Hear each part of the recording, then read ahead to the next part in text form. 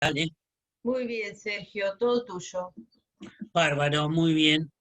Este, bien, lo que vamos a ver hoy es la ley de patentes e invenciones, ¿sí? Todo lo que son procesos de invención industrial. Eh, lo que vamos a ver básicamente es algunos contenidos de la ley, como los requisitos para patentar, cuáles son los requisitos que hay la ley y el Estado pide para poder patentar una invención, ¿sí? Y un poco el marco legal. Y vamos a ver un poco de qué se trata todo esto, porque si a uno lo agarra muy desprevenido, este asunto de la ley de patentes y modelos de invención, uno puede pensar que lo que estamos hablando acá es de lo que, bueno, cualquier ciudadano inventa por ahí, va y lo patenta.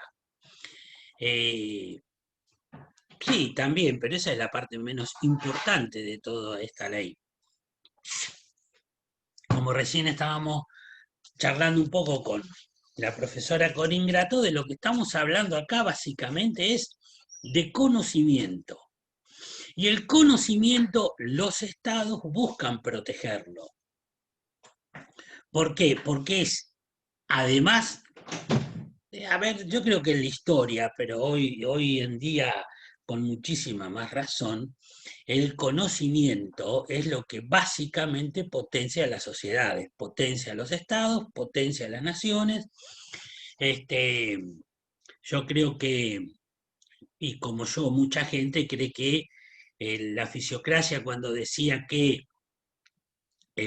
la tierra era el recurso de las naciones, era un error absolutamente garrafal. La riqueza de una nación está medida por el grado de conocimiento y desarrollo tecnológico que tienen propiedad, que tiene patentado, que no tiene que ir a recurrir afuera. Entonces pensemos, si nosotros tenemos la espiga de trigo, para llegar al paquete de fideos hay todo un proceso de industrialización que es que a esta espiga de trigo se le va acumulando conocimiento hasta llegar a aquel paquete que va desde la masa, todo el fideo, hasta el packagement, el envoltorio, la tinta y demás cuestiones, y hasta la marca, que es otro ítem de la propiedad intelectual, ¿sí? Muy relacionado con la ley de patentes, porque generalmente estas invenciones salen al mercado con una marca y la marca es una protección distinta a la de patentes e invención. Vamos en claro, tenemos, o sea, queda más o menos claro de qué vamos a hablar, chicos. Sí, sí, profesor. Queda más o menos claro, Sí, bien. sí. Entonces, tenemos que necesariamente, antes de empezar a hablar de la ley y de lo que son los acuerdos, la ley de patentes y modelos de invención, tenemos que hablar de dos. eh, Nosotros eh, en materia jurídica lo llamamos directamente tratados. Desde otras disciplinas se las puede llamar instituciones, al GATT o al ADPIC. Para nosotros son tratados, son básicamente, eran acuerdos. Las rondas del GATT, que eran básicamente rondas de negociación, la última y más famosa fue la ronda Montevideo del GATT, ¿no, Marcela, si no me equivoco? Que entre otras cosas, la ronda Montevideo se juntan todos los países y hablan de cuáles son los requisitos. Yo les voy hablando y ustedes ahí tienen de cuáles son los requisitos para establecer reciprocidad en reconocer la patente de un estado al otro. Y por supuesto, los estados no te quieren reconocer las patentes, tratan de dar todas las vueltas que puedan a la calecita en esta cuestión. Entre otras cosas, la Ronda Montevideo, lo que muy fuerte proponían las naciones del primer mundo, encabezadas por las del Common Law, por Estados Unidos, Inglaterra y demás, es la educación como, como bien transable, como bien de negocio. La educación como una patente. La mercantilización de la educación. La mercantilización de la educación. Pero además con royal, porque una cosa es decir, bueno, vamos a cobrar para que un ciudadano vaya a la escuela primaria, ya eso es horroroso. Ahora otra cosa es, y de hecho en parte lo han logrado, en que yo genero una maestría de cualquier cuestión y le pongo los programas y lo que intentan hacer es básicamente otorgar una patente porque ellos lo que consideraban que eso era no solo el conocimiento susceptible de poder ser industrializado, sino que además pedían que si vos querés tomar su maestría, lo podías hacer y le tenías que pagar el royalty correspondiente. Sí, y bueno, además, toda esta cuestión de la educación como un bien de mercadeo, como un bien transable, eh, y en fin, así, para dejar esta cuestión en claro, nosotros enseñamos que la educación es un derecho, no un bien. Si digamos para bien tenemos las tierras las tierras, esos son bienes, la educación es un derecho, es algo un poquitito, ¿sí?, diferente en su forma de tratarlo, inclusive desde el punto de vista comercial. Dicho esto, es un derecho humano al cual todos tenemos derecho a acceder. Las rondas del GATT eran estos acuerdos generales de aranceles, de reciprocidades aduaneras y de comercios que establecían las naciones, que tenía esta última peculiaridad, que es que las negociaciones se hacían, eran como acuerdos bilaterales, se hacían de nación a nación, ¿sí? Y iban producto por producto y se va negociando de esta forma la transabilidad y las cuestiones relativas, sobre todo el reconocimiento de patentes y procesos de industrialización. Y los ADPIC, que son los acuerdos de aranceles respecto de los derechos de propiedad intelectual relacionados al comercio, ¿sí? A ver, lo que básicamente establecen los acuerdos de los ADPIC son principios básicos en relación a la propiedad intelectual.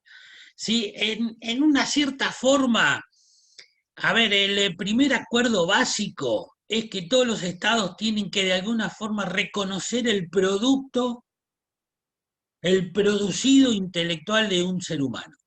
Ese es el primer acuerdo básico. Después avanzan sobre otros acuerdos básicos, plazos de protección, acuerdos respecto de su entrada al dominio público para poder ser utilizados y demás cuestiones, ¿sí? En términos generales, lo que pretenden de alguna forma los ADPIC es homogeneizar entre los países que son signatarios de la Organización Mundial del Comercio, homogeneizar las legislaciones en cuanto a propiedad intelectual, pero básicamente patentes y modelos de invención. A fuerza de ser, tengo que ser honesto, los estados pelean y de alguna forma destinan muchísimos recursos a lo que es el conocimiento en el valor agregado de los recursos naturales. ¿Sí? Esa propiedad intelectual es la que a los estados les, de alguna forma les hace perder el sueño. A los más poderosos y a los no tanto también. ¿Mm? Sergio, discúlpame, Sí. para los que no Agregá discuten. todo lo que quiera, No, Marcela, en no, esto, ¿eh? quiero que les quede a los chicos claro solamente una cuestión que hablábamos antes de empezar a grabar, y es que Sí, originariamente el foro para discutir las cuestiones vinculadas a las patentes y a todo lo que tiene que ver con la propiedad intelectual era la OMPI, pero en un momento por presión de las grandes potencias, Estados Unidos, Japón, etcétera, ese foro pasó a ser parte de la Organización Mundial de Comercio con estos ADPIC. Y eso es lo que ha hecho que ahora se discuta en cómo incluir estas cláusulas, estos acuerdos con respecto a las patentes en los tratados de comercio bilateral, que antes eso no existía. Nada más, Sergio, eso quería aclarar. bien, bien, bien. De modo tal que ahora después lo vamos a ver un poco más en la ficha que viene, no en la otra, vamos a ver cómo las diferentes leyes en nuestro país van plasmando estos tratados internacionales de la OMPI, de lo que después es GATT, de lo que después es ADPIC, de lo que, etcétera, etcétera, etcétera. ¿Sí? Se plasman en una ley, pero bueno, obviamente no,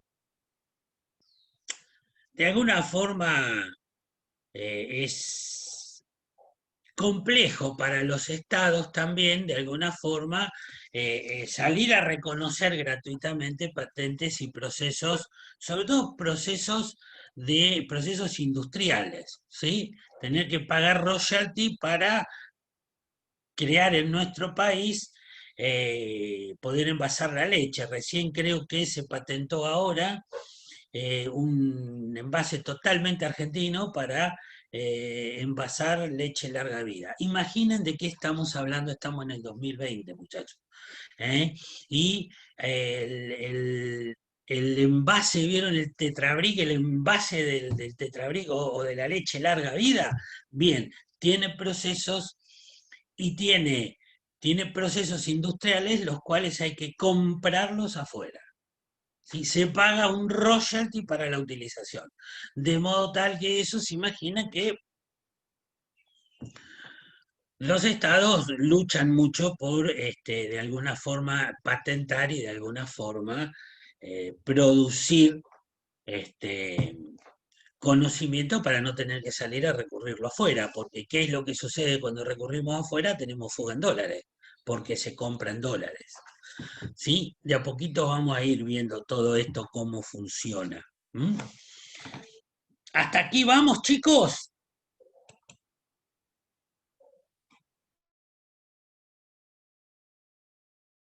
Chicos, ¿vamos hasta aquí? Yo no Hemos, veo los chats. hemos quedado ¿Eh? solos, parece. No importa, Sí. Sergio, métele. Bien, patentes. A ver, básicamente el fin es proteger las nuevas invenciones, ¿sí? Aplicadas a los procesos industriales. De lo que no podemos nunca escaparnos es que las patentes van de la mano con los procesos industriales, si no estamos hablando de otra cosa, ¿sí? Si yo de alguna forma creo cualquier otra cosa que no tiene una aplicación industrial, estoy en otra rama, estoy en otro rubro, estoy en otro mundo que no es el mundo de las patentes.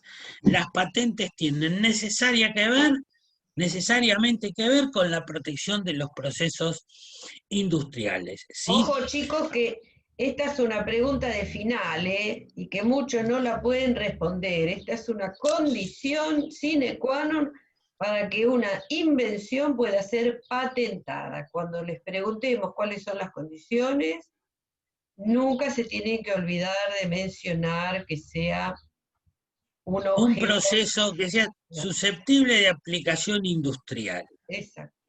Si no, estamos hablando de Picasso. Inventó, pero no sus obras no eran arte. A eso me refiero con el ejemplo. Si no tiene aplicación industrial, dispara para otro tipo de protección intelectual que no es la de patentes de invención. Sí, ahora bien, una de las cuestiones, y esto está repetido en la ley, si bien lo que se busca claramente es una idea de retribuir y de que el inventor tenga una retribución justa, insisto con el concepto de que para los estados, cuando hablamos de patente de invención y procesos industriales, mucho más que el reconocimiento al inventor, que sí está en esta ley, para los estados son cuestiones relativas al interés público. Tan interés público que ahora después vamos a ver que yo no sé si hoy en pandemia, voy a poner el ejemplo, hoy en la pandemia, el que inventa la vacuna la podrá patentar. Sí, probablemente sí, pero le vayan a decir que va a poder comercializarla dentro de 5 años. Antes de los primeros 5 años se las va a confiscar el Estado si no se la vende a un precio razonable. ¿Por qué? Porque el interés público así lo va a demandar. ¿Mm? De modo que, Es lo que pasa vamos a ver, vamos. con los genéricos. Cuando está en juego la salud pública, los estados tienen prerrogativas respecto de las invenciones, por supuesto. Sí, sí. ¿Y los que son técnicas o procedimientos médicos entra dentro de lo mismo? Más allá Sí, de que no sea un proceso industrial, o entra dentro no, de otro tipo de patente. son procesos industriales, ¿eh? Los Ah, está bien, procedimientos, sobre todo porque llevan medicamentos, todo lo que es medicamento, todo lo que es, son procesos industriales. Salvo que vos me estés, con la pregunta te estés refiriendo, por ejemplo, a una técnica para operar el apéndice. sí, por ejemplo, en su momento la laparoscopía, ¿eso entra dentro de un proceso industrial o no? Porque fue un No, ahí invento de ya la... lo que estamos hablando es de protección intelectual. Por ejemplo, Favaloro Claro, registró por ejemplo. su procedimiento en aquel momento de trasplantes coronarios, ¿sí? Claro, está bien. Eh, pero, por ejemplo, todo lo que lo rodea es patente de invención, ¿eh? Desde el bisturí a todos patentes Claro, de invención que son aplicaciones, son modelos industriales de claro. producción. ¿Mm? Bien. Eh, eh, de todas formas, hiciste una pregunta compleja, porque en determinados procedimientos que no son de invención, de patentes de invención, que tienen que ver con la cuestión intelectual, imaginemos, por ejemplo, que eh, no, hay ciertos conocimientos que cuando hablamos de la protección intelectual es muy complejo, sobre todo en materia de economía, ¿sí? Los economistas eh, post crisis de los años 30, se imaginan si habría que haberle pagado a ellos para utilizar las fórmulas para salir de la Gran Depresión. Bueno, no sucedió. Y lo mismo es un poco con esto de, si bien Favaloro, insisto, ellos, por supuesto que se le protegió el derecho, se lo premió y todo lo demás, pero son técnicas utilizables, son técnicas que pueden ser susceptibles de utilización. ¿Mm? Bien, volvamos acá. Porque es muy importante esta noción también del interés público, ¿sí? Procesos industriales y siempre va a estar el interés público en el Estado para otorgarte o no la patente, es uno de los exámenes que se hacen, ¿no? Después vamos a verlo un poquitito, ¿sí? Este, y después, bueno, lo último, bueno, que claramente un poco es lo que charlábamos hoy con la profesora, de lo que hablamos cuando hablamos de patente básicamente es progreso tecnológico y económico para las naciones. No hay otra forma. No, las naciones no se desarrollan por la producción de recursos naturales solamente. Se desarrollan cuando el recurso que producen es el conocimiento, es la patente. Y puedo poner de estos ejemplos, ¿no es cierto? Cualquier país europeo, Japón. Los recursos naturales son básicamente muy escasos en relación, imaginen que Europa ni sal tiene. No, en relación a los nuestros son recursos naturales, son bastante minoritarios, sin embargo manejan el conocimiento, manejan las patentes. Y entonces nosotros para poder producir salimos a comprar ese conocimiento. Y esto es lo que intenta proteger las leyes de patentamiento y de invención industrial, ¿sí? Por supuesto que no les voy a preguntar, nunca nadie les va a preguntar estas leyes, así de esta ficha es al solo efecto, que ustedes sí tengan una idea de cuál es la legislación vigente, y esto es lo que yo les decía, la ley 24.425 que incorpora el GATT-PIC, ¿sí? Y después estos principios, estas leyes que incorporan estos acuerdos llevan a la sanción de la ley de patentes, ¿sí? Y la creación del Instituto Nacional de Propiedad Industrial, que es realmente es una institución del Estado, pertenece al Estado, ¿sí? Y que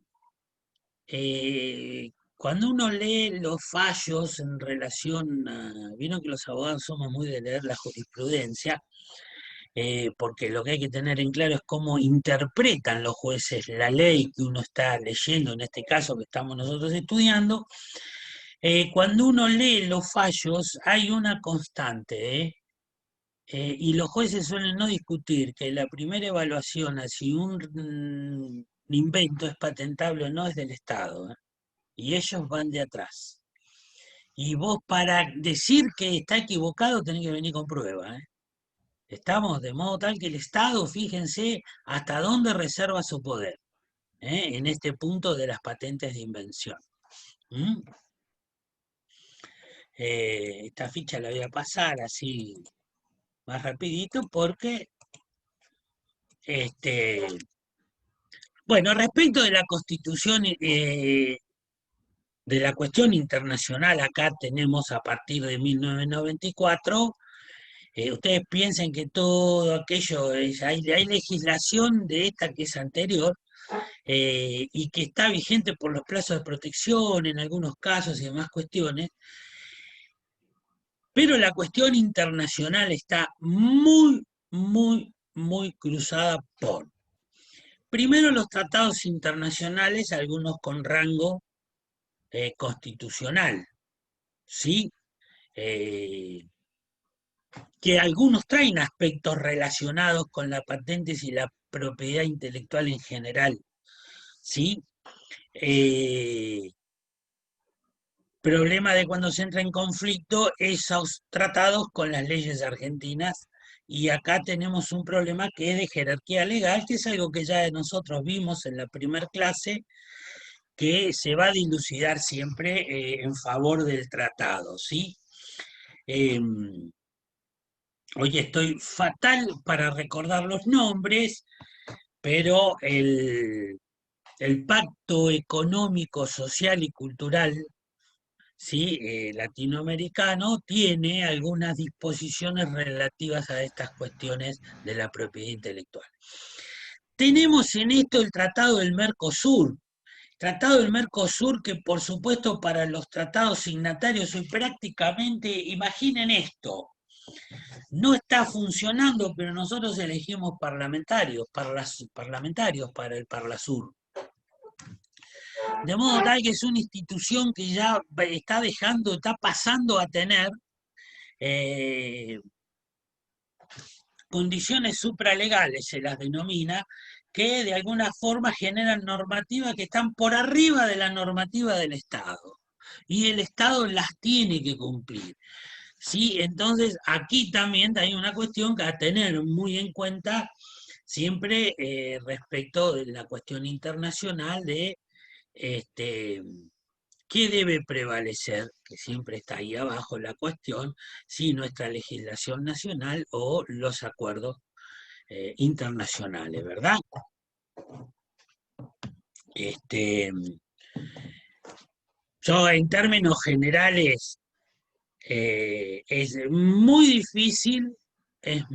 difícil eh, no respetar las patentes de las potencias extranjeras, porque automáticamente después vienen las sanciones económicas. Vos podés hacerte el, de alguna forma, no reconocerlas y decir, bueno, no, acá vamos a hacer lo que nosotros queremos y nosotros vamos a hacer la Coca-Cola con el mismo nombre y no te vamos a pagar nada. Y al otro día tenés sanciones económicas porque imaginen que si hay algo que ellos, que todos, no solo ellos, si nos hacen lo mismo a nosotros con alguna patente nuestra, vamos a chillar de la misma forma, ¿sí?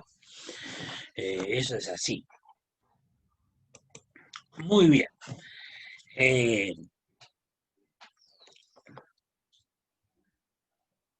Después vamos a ver después háganme recordar la cuestión de patentes y marcas cuando termine la clase, ¿sí?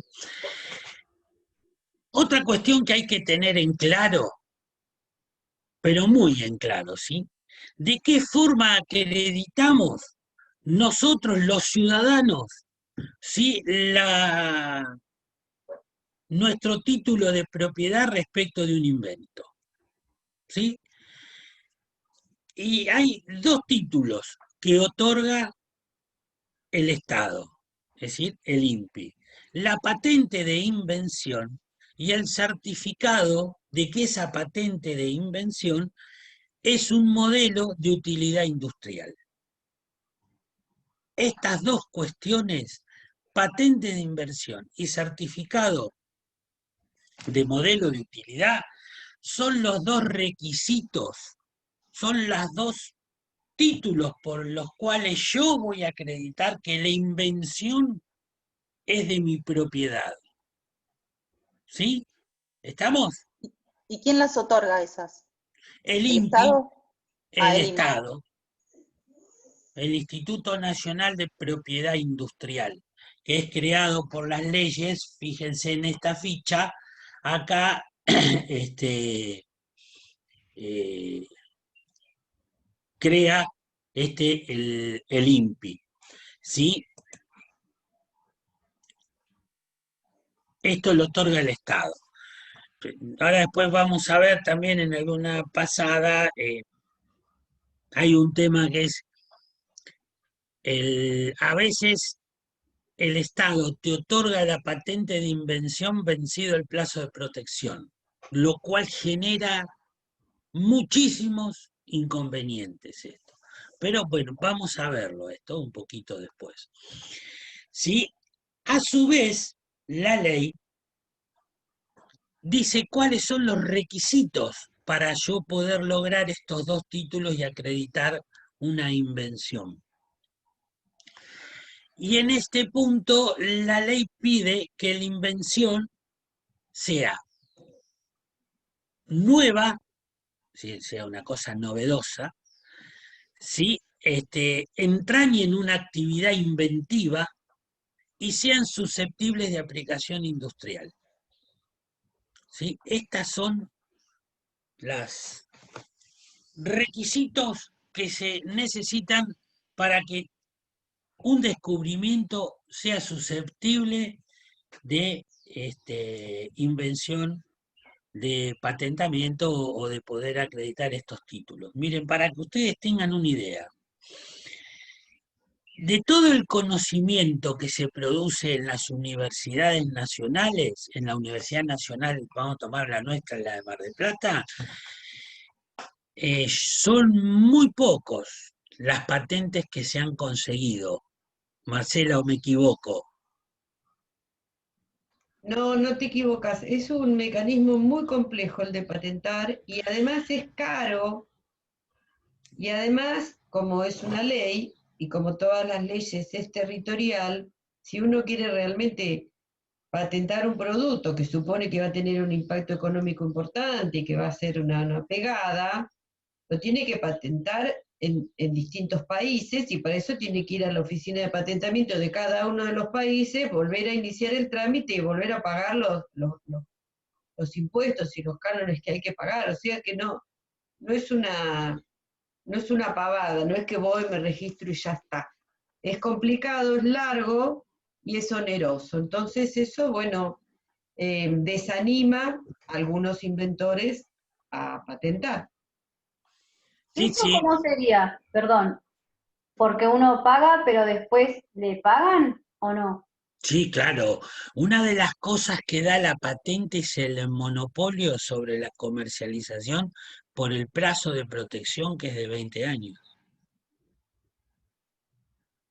Sí, pero me parece que Lili está preguntando otra cosa, porque eso A ver, creo que yo lo mencioné en el video de la semana pasada, que uno de los sentidos de las leyes de protección intelectual, tanto el derecho de autor como la patente, es otorgar a sus dueños, a los que tienen ese registro, las prerrogativas sobre la explotación de su obra. Pero no es que después el INPI te paga, no, vos si lo no, comercializás no. y lo industrializás y lo vendés, ganas plata, es para vos. Lo que hacen estos foros de contralor son servir de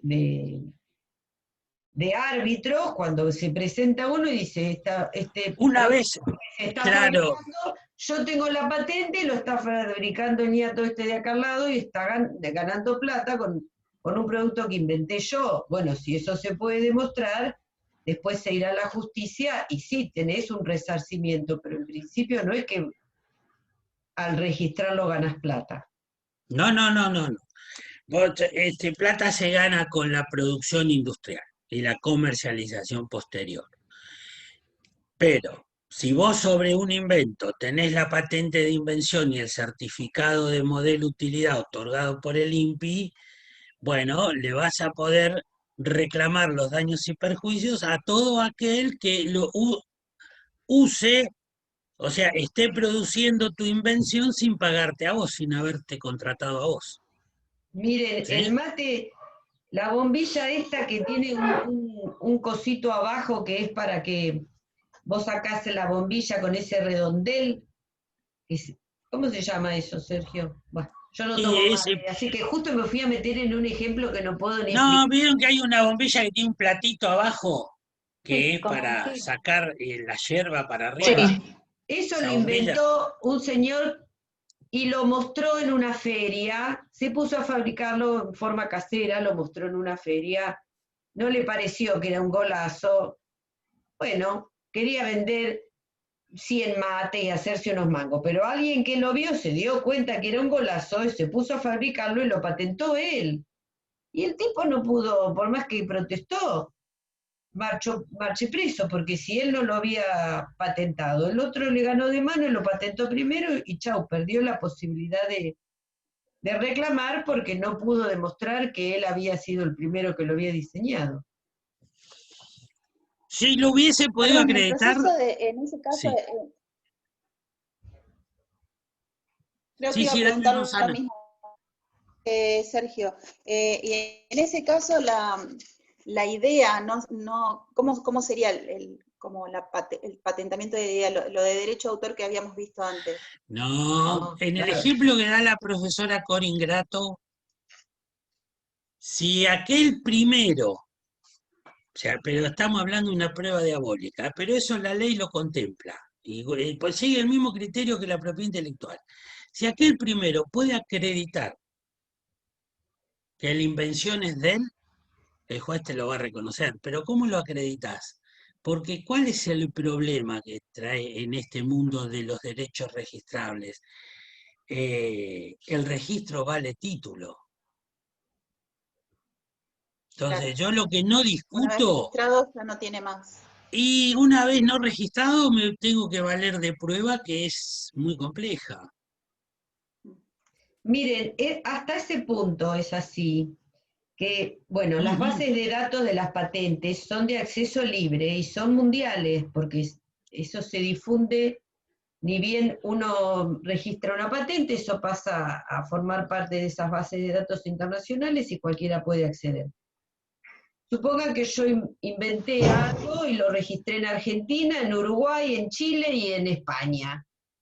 Pero un tipo que está en Alemania le encanta lo que yo hice, no es inventor, revisa porque está aburrido esas bases de datos, encuentra ese producto mío, ve que no está patentado en Alemania, lo patenta él, se pone a fabricarlo, y en Alemania el que va a tener prerrogativa para la fabricación y para la explotación va a ser ese otro señor, porque yo no lo patenté en ese territorio. Claro.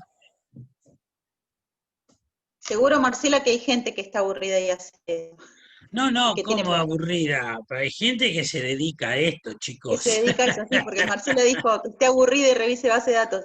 Sí, yo creo que seguramente debe No, haber. pero es que eso no está penado por la ley. Claro, No. no. No Es está penado. otra línea de negocio, se podría decir. Es una Lo línea pueden de hacer negocio. perfectamente, lo pueden hacer ustedes. A mí no se me ocurre nada porque en general no soy muy creativa, pero si se me ocurriera fabricar algo no tengo ni siquiera que estrujarme para inventar. Voy, recorro las bases de datos de patente, busco algo que me guste, veo dónde está patentado y lo fabrico en otro lado donde no esté patentado. ¿Se terminó? Claro. Sí, claro. Sí, es susceptible. Después pueden pasar cosas en el medio, ¿eh? Sí, pero yo Pero lo que también quiero digámoslo.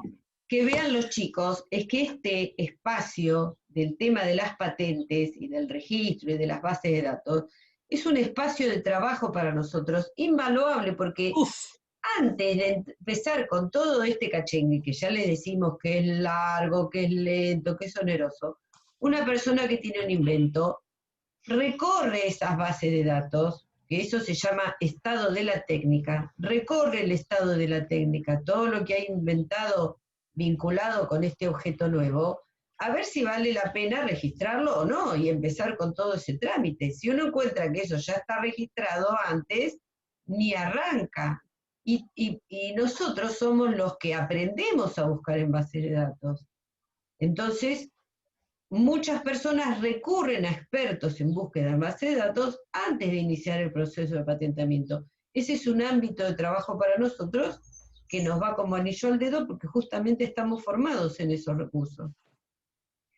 Una consulta, sí, no sé si.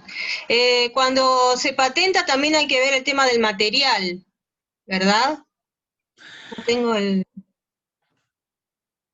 a ver, Arreglar el video. A ver. sí, Ahí. vamos a ir por... Porque yo tenía entendido que si uno patenta algo, por ejemplo, no sé, en madera, y después va otro y lo fabrica a lo mejor en hierro, no es el mismo invento, digamos, como quien dice. Porque, chicos, tanto el objeto final como el proceso de producción son patentables. Mm. Ahora, yo lo que no puedo es patentar la madera, porque la madera es un No, producto claro. natural, todo eso no lo puedo patentar. Eso está claro. Pero alguien patentó el plástico. Claro. Y yo, desde el plástico, hubo otro que patentó el bidón de 5 litros con el plástico. Para usar el plástico le paga una patente al dueño de la patente del plástico. Estoy poniendo un ejemplo. Mm. Y como yo inventé el bidón, el fabricante de aceite me paga por usar el bidón. ¿Sí? Y la fábrica me paga por fabricar el bidón. ¿Estamos?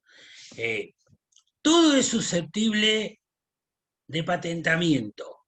No solo el producto final, sino el proceso de utilidad, el modelo de utilidad, el modelo de producción industrial. Por Sí, pero ejemplo, el caso si yo del patento tetrabric. una cuchara de madera y otro patenta una cuchara en acero inoxidable, aunque la cuchara sea igual, tenga el mismo uso, son dos patentes distintas. Son dos patentes porque tienen al menos el Proceso modelo distinto de fabricación. el modelo de producción industrial es distinto. Sí. Claro, Pero a eso me refiero. ojo, porque cuando uno solicita una patente sobre un producto, por supuesto que uno no arranca de cero de la nada, porque si vos vas a registrar una cuchara que tenga una vueltita arriba que enganche en la tacita, el objeto cuchara ya existía, en la humanidad existe hace miles de años. Vos no estás registrando la cuchara, estás registrando la vueltita esa que le hiciste arriba que engancha en la taza. Bueno, Uno entonces, generalmente déjame patenta. déjame Sí, dale, terminar dale. la idea. Entonces, cuando uno redacta la patente, indica específicamente qué aspecto de ese invento es lo que es novedoso, qué es lo que tiene la actividad inventiva. Entonces, en la patente eso queda registrado, exactamente qué aspectos, porque la patente hay que acompañarla con gráficos, con dibujos, con esquemas, con diseños. Sí, claro. Exactamente qué de ese invento es lo que vos estás patentando. Si vos te olvidaste un aspecto, chau, yo lo busco, veo que está patentado, pero que justo te olvidaste de decir que tenía una muesquita no sé dónde, ¿para qué? Y eso no lo patentaste, listo, yo puedo usar esa patente, todo lo demás no patentarlo, patentar la muesquita y pasa a ser otro objeto patentado. Claro.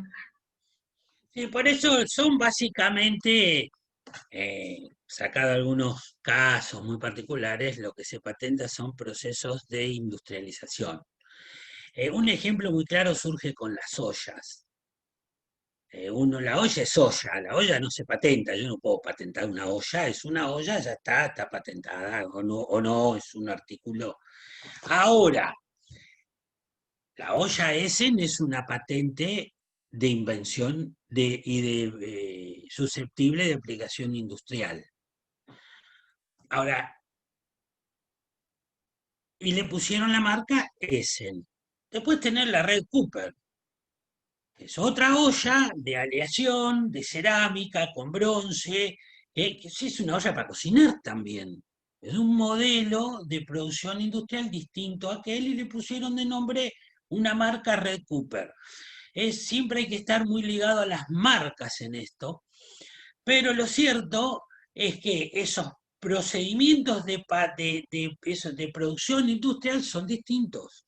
Uno termina en lo que nosotros conocemos como la olla Essen, sí, vamos a hacer un guiso dentro de la olla, y la otra, la Red Cooper, termina ahí. Y también vamos a hacer un guiso, pero son procesos de producción industrial distintos, que generan bienes que sirven para lo mismo, pero con características distintas, tal vez. No solamente eso, como la protección es por 20 años, si Essen cada tanto no le hace algo nuevo a sus ollas, no le cambia el revestimiento, no le pasan a ser de dominio público y después ya todo el mundo puede fabricar la olla Essen para que Essen se mantenga en el mercado, pudiendo cobrar y Sí. explotar. Ojo, vas a fabricar la olla, pero no la marca, ¿eh? No, no, claro, pero bueno, La pero para marca tener, no, porque la marca no tiene plazo de protección, es indefinido. sí, pero ¿Estamos? Pero yo voy a ponerle fundir una olla y se va a llamar olla de la profesora Corín Grato. Igual, porque ya que él perdió la patente. entonces, Essen todo el tiempo está sacando productos nuevos, aleaciones nuevas, recubrimientos nuevos y cuestiones para poder seguir manteniéndose en el mercado con originalidad, con valor agregado. Sí, Exacto. cualquier cambio en un producto puede significar una patente diferente, digamos. Una nueva Eh, patente, Una claro. nueva patente. Pero si yo quiero que mi producto cuando lo patento solamente lo pueda fabricar yo en sus 1500 formas, tengo que patentar las 1500 formas. Las 1500 Digamos. formas. O sea, en madera, en acero, Por con color eso, rojo, verde, amarillo, con manguito, sin manguito. sí, y cuando pasa por esta coladora le ponemos 2 milímetros más de estaño y entonces ya Claro, sacamos la S Plus y ya claro. tengo 20 años de S Plus. Porque la de la S se va a perder a los 20 años indefectiblemente y van a venir otros y van a meter la olla de fundición. Claro. Pero por eso a las empresas les interesa, por supuesto, la patente y el modelo de producción industrial, pero lo que les interesa es la marca. Es la marca. Yo no sé si o sea, yo he visto bajar ejércitos de abogados por las marcas. Jamás porque alguna camioneta atropelló un tipo. No. Ahora por la marca, se te vienen arriba, te bajan 2, 3, vienen en comitiva. Las empresas por la marca es lo que no quieren que vos le utilices, que vos le toques. Después yo voy a hacer un hoyo de fundición y le voy a poner el nombre Sergio y bueno, capaz que en Mar del Plata me hago bien porque es producción marplatense, fundimos acá, una fundición marplatense, todo, pero Sergio no es lo mismo que ese, ¿eh? La marca ya impuesta para el consumidor es terrible, lo que produce. El McDonald's. Ahora, en todo esto, lo que sí es importante es lo que decía recién Marcela. Ustedes tienen todo un campo de investigación, un campo laboral acá, que es la búsqueda de la invención. Hay todo un campo laboral acá. Porque son años que se logran tener estas dos cositas. Años, son años. Para tener estas dos cositas son años de pedaleo. A veces cuando me la dan ya se venció el plazo de protección. Las grandes fábricas de objetos o industrias tienen personas que se dedican a hacer rastreos de base de datos de patentes permanentemente. Sí, sí. Y ese es un trabajo para nosotros. Exactamente. Y es más, les voy a decir, hay modelos de producción que son tan estancados que ni los empleados saben qué sale al final. De cómo protegen el modelo de producción. Y les voy a dar un ejemplo de esto. El cuero de gamulán, ¿se acuerdan? No sé, el gamulán era el cuero de oveja curtido. De un modo tan especial se hacía en la República Argentina nomás. Y lo hacían 2 o 3 fábricas. Y uno entraba y tenía a los trabajadores en diferentes piletones cercados con paredes. Si yo movía acá, y el de allá no sabía ni lo que hacía. Porque el modelo de producción terminaba con aquel producto que era único en el mundo. Después la tecnología lo pasó por arriba porque no vale la pena. Sí, es muy caro el cuero para la nueva tecnología que hubo después en abrigos, ¿no?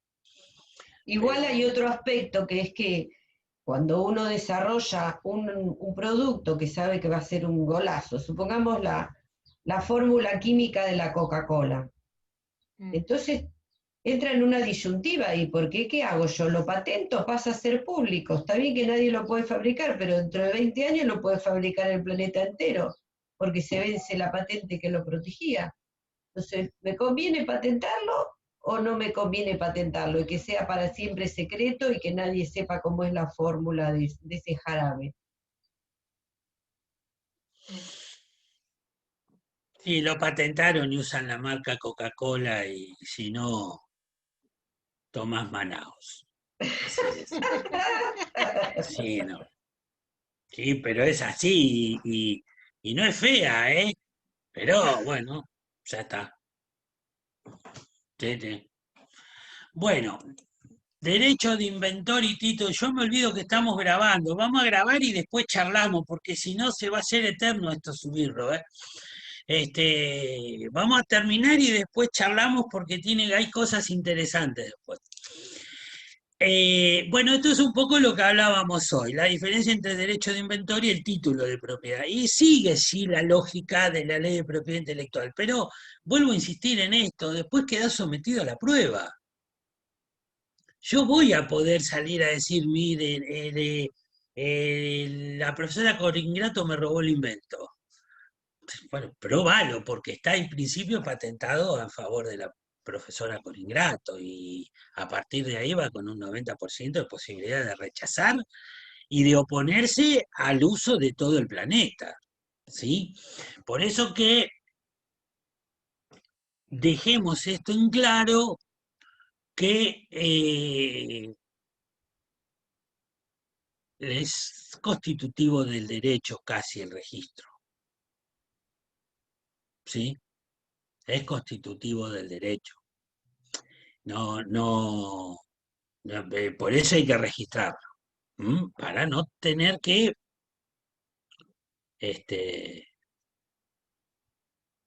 pasar porque otro te sacó el invento y después tener el litigio por eso, pero bueno, es una discusión muy jurídica respecto de lo que es el derecho de propiedad sobre el invento. Eh, Tanto así que la ley de contrato de trabajo norma, eh, y sobre esto está puesto el artículo, Marcela, sobre la ley de contrato de trabajo y los derechos de propiedad intelectual. ¿De los asalariados? Sí, sí, Sí. sí está. Ah, bueno, léanlo después ese artículo porque es muy interesante el planteo que hay sobre, no hay discusión que el invento de un trabajador se le reconoce y está legislado en la ley, pero no está tan claro lo que pasa con el derecho de autor de un empleado cuando es contratado. Y bueno, lean después el artículo, así después lo comentamos. Eh, es Hay toda una cuestión ahí también, pero sobre lo que es proceso de invención de patentes, bueno, está más desarrollado lo que es el derecho de propiedad para el inventor. ¿M? E insisto, yo, en consonancia con lo que decía Marcela, hay que registrar. Y entonces evitamos todo tipo de discusión posterior. El registro eh, es así. No obstante, desde el punto de vista teórico, tenemos esta cuestión de que lo que reconocemos y vamos a reconocer siempre es la propiedad, quien es el verdadero inventor. ¿Por qué? Porque en términos generales, en todas estas leyes y procedimientos, lo que, lo que prima es la verdad real, no la verdad formal. Priva la verdad real, pero la verdad real después es sujeto de prueba y es un tema que hay que tratar de evitar. Por eso se crean los registros y en principio no hay duda, el que tenga aquellos dos títulos, ¿sí? De la patente de invención y el certificado de modelo de utilidad, no va a tener discusión a qué es el inventor. ¿Mm? Ahora bien, vamos a ver algunas controversias porque ustedes fíjense, si nosotros estamos diciendo que yo como inventor lo que tengo es el monopolio de poder comercializar mi invención, ¿cómo juega esto con las leyes de defensa de la competencia o de la de antimonopolio? Y acá viene un tema, por eso que esto es altamente estratégico para los estados, ¿sí? Que es que y volvemos a lo anterior, una de las primeras fichas, que es la utilidad pública o el bien público o la necesidad pública, el bien colectivo. Todos estos términos, que en general son el leitmotiv de la existencia del Estado y su gestión administrativa, eh, pues bien, si la invención va a significar una práctica monopólica que va en detrimento del bien social, va a estar denegada la patente, por más requisito que cumplamos y que hayamos cumplido de todos los que venimos hablando. Es un recreo de 1 minuto, voy a sacar el sol que entra por mi ventana, permiso. Vamos quedando pocos igual. Sergio, ¿hay alguna pregunta hasta acá, chicos? ¿Alguien quiere preguntar algo?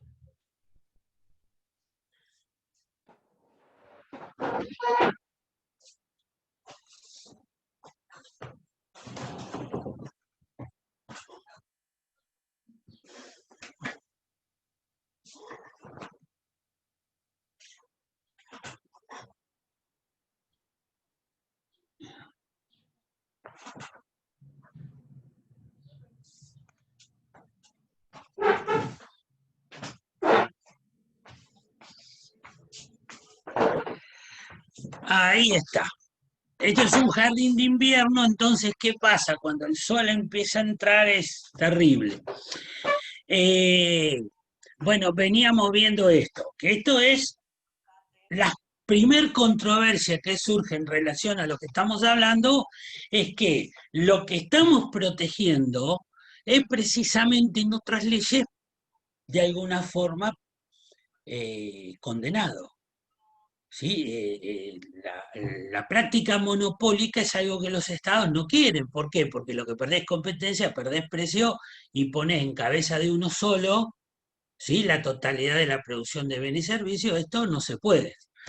Y un poco ¿y qué es lo que hace la ley de patentes? Y de alguna forma, lo que yo te estoy dando es el monopolio de uso, de comercialización de tu invención. Entonces, de aquí que para que el INPI te niegue la patente, primero tiene que haber un pronunciamiento de la autoridad de aplicación de la Ley de Defensa de la Competencia para determinar si estoy violando o no con mi invención aquella ley de antimonopolio.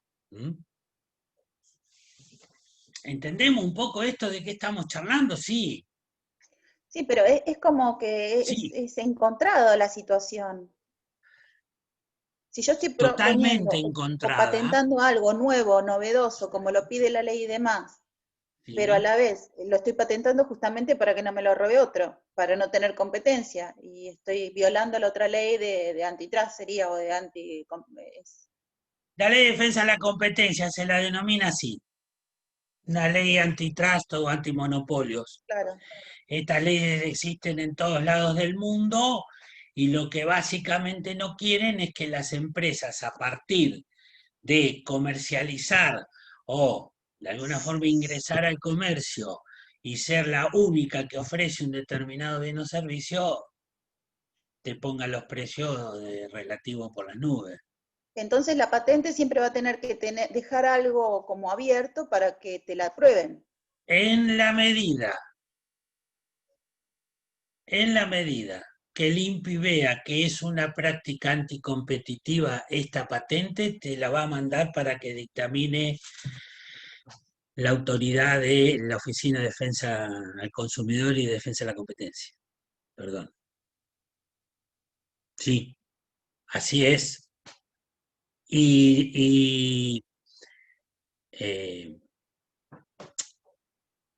Vuelvo al ejemplo. Hoy el ejemplo que se me ocurre hoy es si yo invento la vacuna contra el COVID y la patento, tengo el monopolio para curar a la humanidad. Sí. Imagínense que eso atenta contra el bien público. ¿Sí? Ahora, si yo voy y lo que estoy generando es una nueva vacuna para la fiebre aftosa, bueno, hay 1500 vacunas contra la fiebre, no va a ser monopólica. Lo que yo pude haber encontrado es un procedimiento de producción más rápido y más barato, y entonces ahí estoy poniendo un golazo bárbaro, pero no es monopólica, hay 15.000 ya hechas y hay muchas, todas las fábricas tienen alguna vacuna contra la aftosa. A eso es lo que nos estamos refiriendo con prácticas anticompetitivas. En el mismo ejemplo, si hubiera alguien que, o sea, el Estado se quedaría con esas, no patentes, sino con esa invención hasta que se puedan sacar otras, no, ¿cómo sería si no?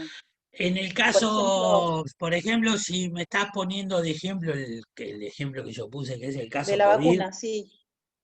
hoy ya los estados tienen el monopolio de la compra antes que se invente. Mm.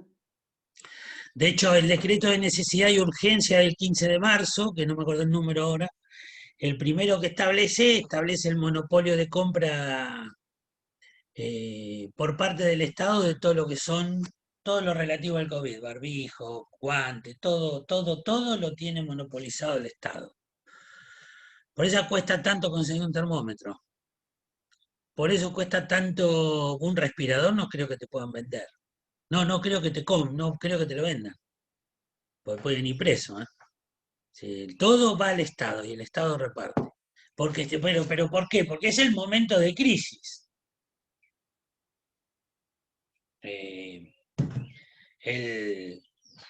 Se me ocurre que es mejor que el bien común, con todos los errores que pueda tener, lo haga el Estado, desde el monopolio del Estado repartiendo los respiradores, y no un privado. Les soy honesto. Esto pero es una opinión. No, ¿sí? sí, Es opino una igual. opinión, por supuesto, no Y compartida sí, por dice todos. Rosana, claro, de ella dice sí, capaz que acá, que somos 13, nos ponemos todos de acuerdo, pero justamente esa es una de las grandes discusiones de política. Si lo tiene que hacer el Estado o no lo tiene que hacer el Estado, qué idea de Estado tenemos, así que no es que estamos todos de acuerdo en eso. Sí. No, yo de todas formas me parece que si hay algo que dejó en claro esta crisis de la pandemia a nivel del mundo es que el rol del Estado no se discute.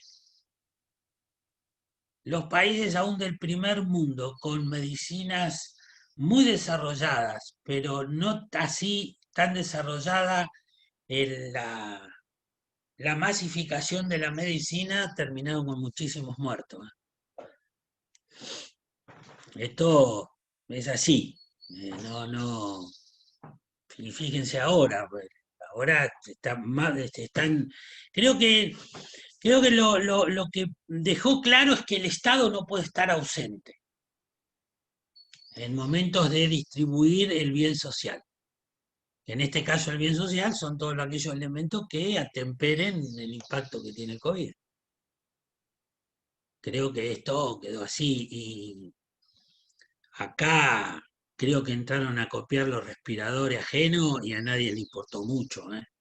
Y de hecho los están fabricando en Argentina.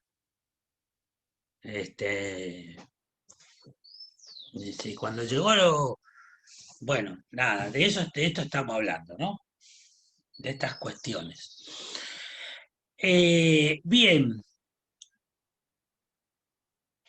un tema que hay en relación a esto, y vuelvo al ejemplo que ponía Marcela hoy.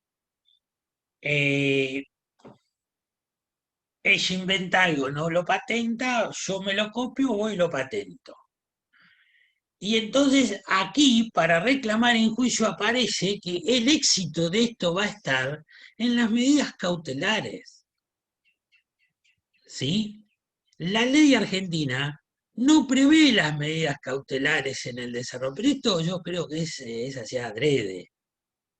Esto es decirle a las empresas extranjeras, pues sí, mira, si vos decís que es tuya, está bien, pero acá venís litigar, ¿no? Cautelares para que yo deje de usarlo, no, jamás te la voy a dar. Vemos qué pasa en el desarrollo de juicio y si la profesora Coringato triunfa en su reclamo de oposición al uso de patentes, bueno, se llevará los laureles, pero al final del juicio, mientras tanto, Sergio sigue produciendo. Y esto es viene cuando dice acá debería permitir las medidas cautelares, es el gran reclamo en los acuerdos bilaterales de las potencias extranjeras, las medidas cautelares. Porque si a ellos le dieran las medidas cautelares, y nosotros acá prácticamente no sé si venderíamos algo. Vamos a una dolarización de la economía sin escala, creo. ¿No es cierto? Si se permitiera por esta ley de patentes, se le permitiera a cada uno que venga a reclamar el uso de una patente como medida cautelar, que yo que la registré no la use más. Estaríamos, imaginan, ¿no? Pero bueno, nada, qué rico está el mate. Muy bien. Bien, la dificultad de aplicación que tiene esta ley básicamente es en el tiempo de examen que se toma el INPI para una patente. Ahora, yo me acuerdo que hicimos un curso una vez que fuimos a Buenos Aires con la profesora Marcela.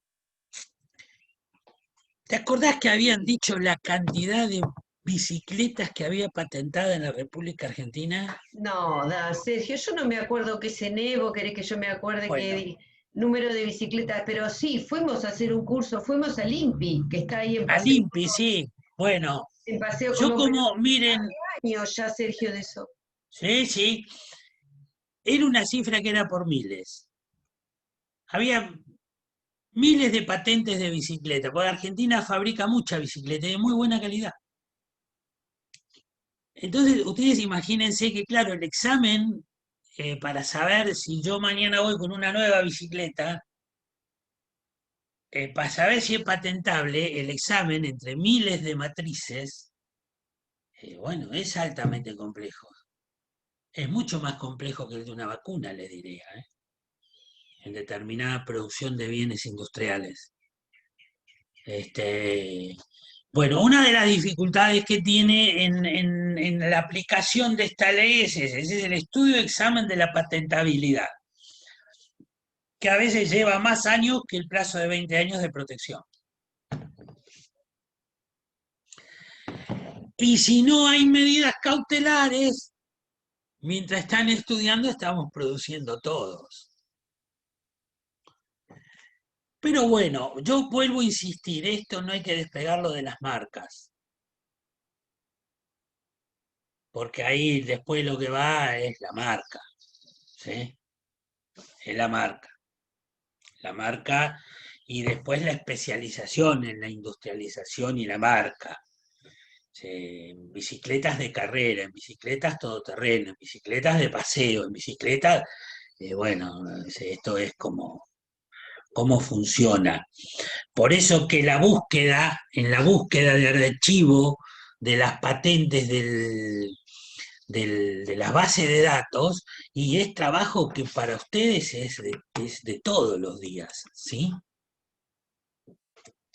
Otra cosa que me gustaría, Sí, existe una clasificación como una CDU, pero para las patentes, que se llama justamente sí, Clasificación Internacional de Patentes, es internacional, todos los países utilizan el mismo sistema de clasificación, está colgada en el sitio de la OMPI, así que yo les sugiero que entren a revisarla, es muy interesante, tiene un tipo de organización también jerárquico, así decimal, como la CDU, pero tiene muchos, muchos niveles de especificidad, porque como decía Sergio, por ejemplo, en el ejemplo de las bicicletas, tiene que contemplar todas las posibilidades y darle un número, otorgarle un número que sea tan específico como sea posible para que esa patente sea guardada y clasificada y organizada de acuerdo a si tiene el pedal así, o el pedal así, o el rayo de este modo, del otro, o el cuadro, o la velocidad,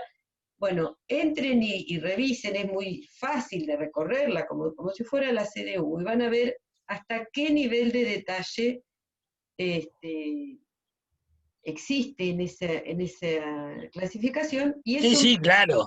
que figuran todos los documentos de patente, en todos los documentos de patente, en el mismo lugar, siempre esto ya lo hablamos, es un documento muy normado, está ese número, y sabemos que ese número corresponde al sistema de clasificación de patentes.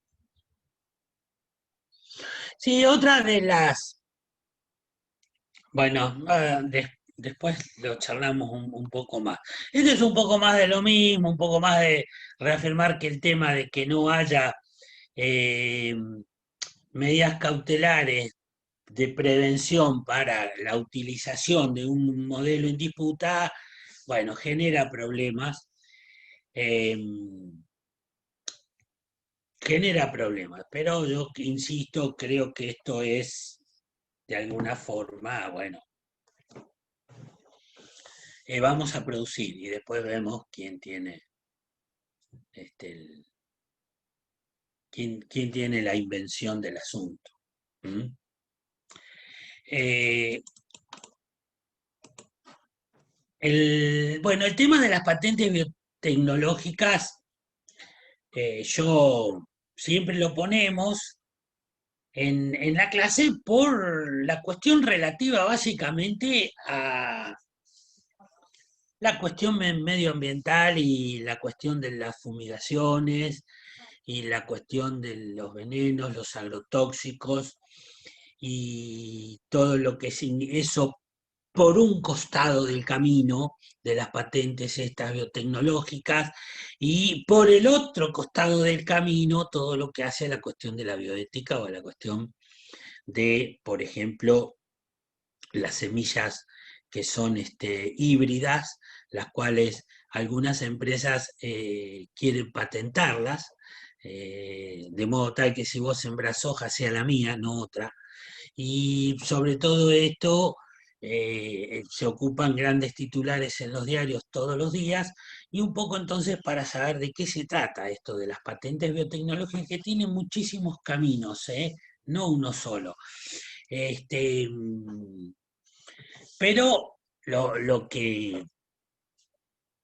primero que tenemos que tener en claro es que los microorganismos pueden ser patentables. El microorganismo puede ser patentable. De aquí que entonces una semilla puede ser patentable, de aquí que entonces un clon puede ser patentable, y empezamos en un costado dificilísimo de la discusión ética. ¿Sí? Pero